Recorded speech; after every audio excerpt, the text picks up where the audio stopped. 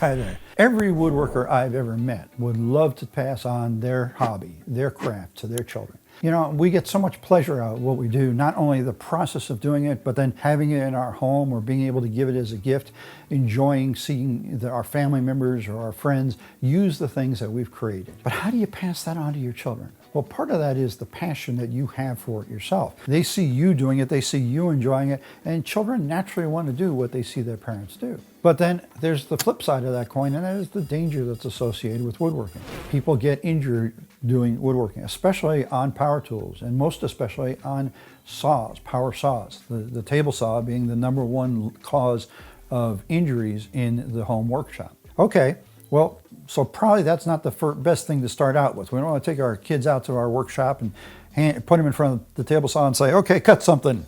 Yeah, that's a good way to get an accident. That's not a good idea. So what do? Well, Annie's Young Woodworkers Club has come up with a great idea, and that is they've created kits that are designed for 7-year-old children to be able to put together. These are fairly simple kits to assemble.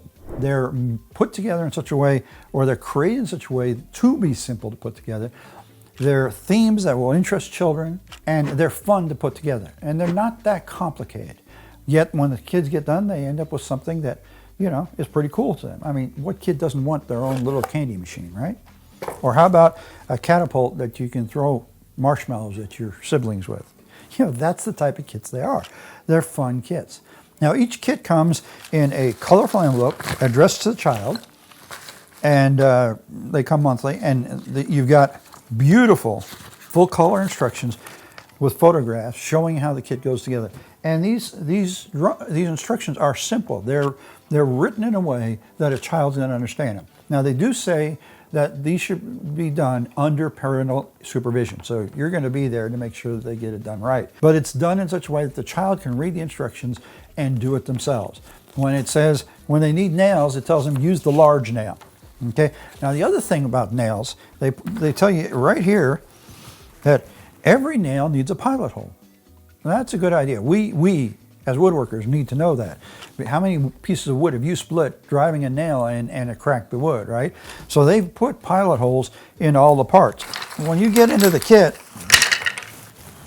all the parts are pre-shaped, and they've got pilot holes drilled that are just big enough to squeeze those nails into.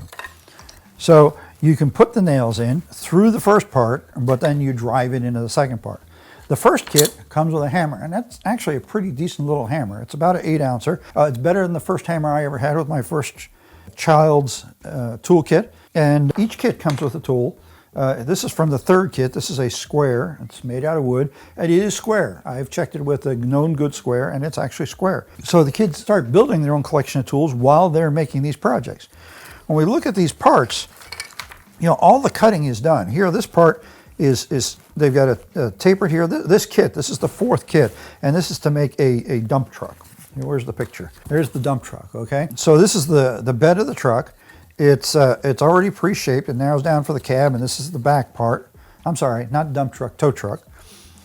It's got the holes pre-drilled. This is probably for a couple of dowels to go into by the looks of it, and there's some dowels here in these parts. This side, this is already grooved out in 3 places, and this must be for the axles, just by looking at it. And then it's got holes that are pre-drilled that are the pilot holes for the nails. There's a little package of nails here, and some of the kits have 2 or 3 different sizes of nails, and they'll tell in the instructions, use the large nail or use the small nail for this particular step. This particular kit looks like it's all the same size nails, and they're about a 1-inch brad. They're not a finishing nail, they're a full-headed nail. And so the child would follow the steps in there and step by step put the various pieces together. It's almost foolproof. It's just about foolproof. The parts straight from the package are really fairly well finished. Here we've got chamfered corners on this. I've seen parts with rounded edges and corners. But they do supply sandpapers, and when they tell you the children to sand the project before they paint it. Now, you know as well as I do, you hand kids sandpaper and something to sand, and they'll do it for about 2 minutes, and then they'll say, okay, I'm done. Well, okay, that's fine. It'll still turn out good. To be honest with you, I didn't sand any of these projects I put together, but they still turned out well, okay? So even complex parts, like tapered parts, it's already pre-shaped. So really what they're doing is the assembly work. Well, that's the fun part anyway, isn't it? When you actually get to start putting something together. So here the kids get to assemble things. Now these are the first 4 kits. So this is the first kit. It's a helicopter, and the parts go together so well on this that the rotors will turn on this helicopter, even after being glued together. A couple of the parts were snug fit. This tail boom going into the body here was a snug. This, I guess this would be the tail horizontal stabilizer. It's a snug fit. So yeah, we have snug fit.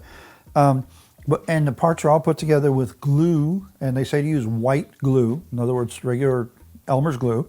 And in addition to that, there's nails. Now everywhere that nails are used, you'll find the parts already have pre-drilled pilot holes, okay? And the pilot holes are just snug enough for the nail to go into. So that's the first kit. This is the second kit. This is a Marshmallow Catapult. Now, what child doesn't need to be able to throw marshmallows at their siblings, right? Again, all the parts were pre-drilled. You can see where the nails were here. It's pre-drilled holes for these cup hooks, which is where the rubber band that provides the tension. Here in the top part, there's an axle for it to spin on, and it's just a bolt with a wing nut on one end and a Phillips screw head on the other end, and the kit came with a screwdriver, okay? So that's the second one. Here's the third one. What child doesn't need their own candy machine, right? So this is a little candy machine they can make. Has a couple more parts than, say, this one does, but these are all really fairly easy to put together. And this is the fourth one, and this is the tow truck, okay? As you can see, I haven't put it together. I would say, based on the time it took me to put these other together, this one will probably take me about a half an hour. Now, obviously, it would take a child longer than that, and that's to be expected. But in the process, they're going to get to actually assemble things with wood. They'll be nailing and screwing pieces together. A few other parts that look like in this particular case, there's a hook and a cord for the tow hook that has to be tied. You know, so they're learning valuable skills as they build these projects, and it's safe. They've eliminated the danger part for children. And so the children get to put something together and say, I did this. They'll get the joy of it, they'll get the joy of having it, and they'll have learned some good, valuable skills to get them started on the road to becoming woodworkers themselves. Then, of course, they get to paint it and put stickers on it. Every kit comes with stickers, and they're very nicely done stickers.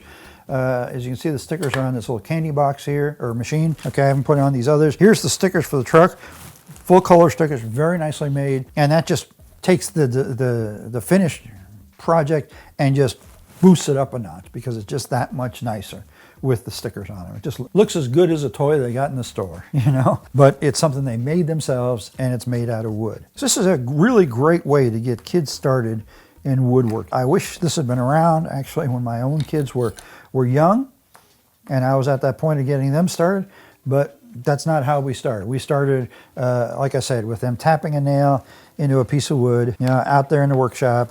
And they were doing like 8-penny nails, you know, and they thought they were doing something great. Well, but it sparked their interest, and that's the important part. If you can capture a child's imagination with something, then you can get their interest. And once you've got their interest, it's just a matter of directing them and showing them how to do it. These types of projects capture their imagination because these are things that the kids themselves will enjoy. It's not like making a recipe box for Mom for Mother's Day. That's a great project. And I've done it, but this is something that's more focused on them, focused on their interests, focused on what they'll like. And it's presented in such a way that, wow, this is really cool. So if you want to get your kids started in woodworking, I highly recommend this particular kit, these kits, I should say, this kit club, as a way to get them started. Annie's will ship your child a new package every month. The package is complete. The only thing I found that you need to add that isn't in the kit is white glue. It even comes with the paint. The paint is water-based, and so if they get it on their clothes, it'll wash out. It comes with paint brushes. I've used the same paintbrush, paint those two, and the paintbrush is as good as new, so the paint cleans out very, very well. They'll get to the point where they're looking forward to a new kit coming every month. That opportunity to make something themselves. Now, they do say right in the instructions, in the back of the instructions, they say to do it only with parental supervision. And that's good because that gives you the opportunity to share the woodworking with your child so that it becomes something that you're doing together. And through doing it together, then the next step, when they're ready to go to something more complicated, when they're ready to start cutting, say, on a power saw, yeah, this is something I do with mom, or this is something I do with dad. This isn't just something I do on my own. I started out woodworking with my dad. When I was, the very first project I was involved in was a coffee table that he made when I was 2 years old.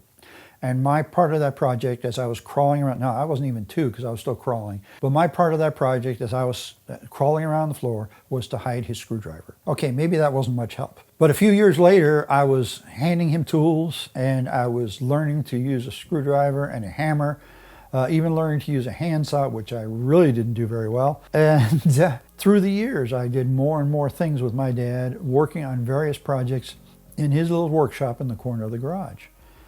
And my dad loved to make stuff, and I learned that love from my dad. Well, your children can learn that same love from you. By the time I was 15 years old, I was starting my own tool collection, and I was making my own projects. Well, that's a great place to take your child. I would much rather see a 15-year-old child spending their money on woodworking tools so that they can have that lifelong hobby than on computer games. So that's just my opinion. Here's a way of doing it. Here's a way of giving them that start with something that they're going to enjoy and at the same time learn something, doing something that just, like I said, captures their imagination. Capture that child's imagination with what they can make for wood that they'll want to have, and you've got them. And they'll become a lifelong woodworker, just like you.